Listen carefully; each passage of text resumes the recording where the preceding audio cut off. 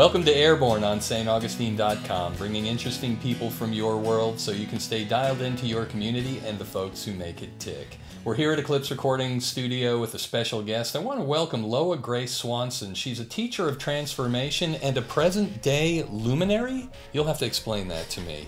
Okay, now what is transformation, luminary? Talk to me about this language. And welcome, by the way. Yes, thanks for having me today. Oh. Teacher of transformation is, you know, where things are in such an upheaval right now. So we are an evolving humanity. True. And we are transforming forward. Mm-hmm.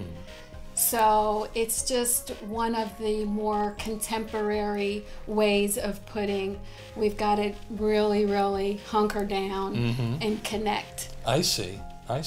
You're teaching a series of workshops designed especially for women. Why women specifically? Well, right now the world is in a hyper-masculine state. It is? Yes. Okay. There are over 30 active wars on the planet. 17,000 people a day die of hunger. That's 6.2 million people a year who die of starvation. That's 1 every 5 seconds. The feminine would never allow someone to perish for nothing to eat. And because we're in a state of what's called hyper-masculine, the basic needs of many people are being ignored. Last year at the Vancouver Peace Summit, it was last September, the Dalai Lama said, "It is Western women that will save the world." Really? Wow. And someone said to me, "What do you think he means by that?" And I said, "What do you mean, what do you think he means by that?" The world is desperate for a resurgence of the feminine, to bring things back into balance. And that need is the fuel for the current evolving women's culture. Evolving women's culture. What do we mean by that term?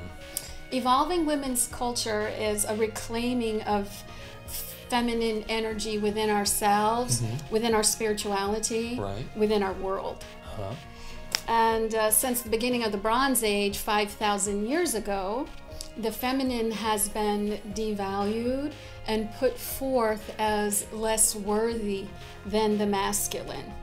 The disempowerment of the feminine has been very dramatic the last 2,000 years, mostly due to the negation of the feminine from the celestial paradigm.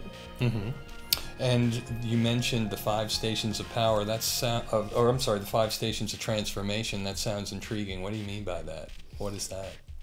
It is intriguing, and it's very deep work. But it can also be very fun if you're open to surrendering to it. That's a big step, but a very vital one. An important one. Yeah, but what's really wonderful is when people are ready, they pop right through. They just grab a hold of it and they go. It's a technique I developed that expands on the mind-body connection to include the infinite realms of the heart, the spirit, and the secret, which is the portal to our eternal essence. Wow. And then there is where we can tap into the tremendous transformative power. I mean, it's right up there with miraculous as far as when people really get there, and then things start happening in their lives, you know, something they've been wanting for 15 years, and then all of a sudden the universe gives back. Yeah, it's opening for them, and they're just so happy. Loah Grace Swanson, thank you so much for coming in and telling us about this important work you're doing in our community. Thank you. Really welcome having you. Can I leave you with a favorite quote of mine? Please do. It's from Goethe, and he said, "The eternal feminine draws us upward." Simple enough. Thanks for having me, Matt. It's great to have you, Loah. Loah Grace Swanson, she's a teacher of transformation and present-day luminary right here in St. Augustine, St. Johns County.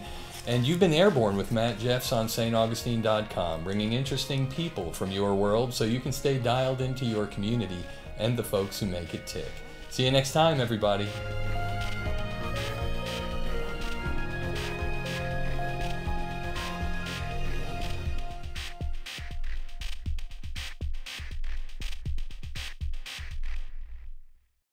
Airborne rock.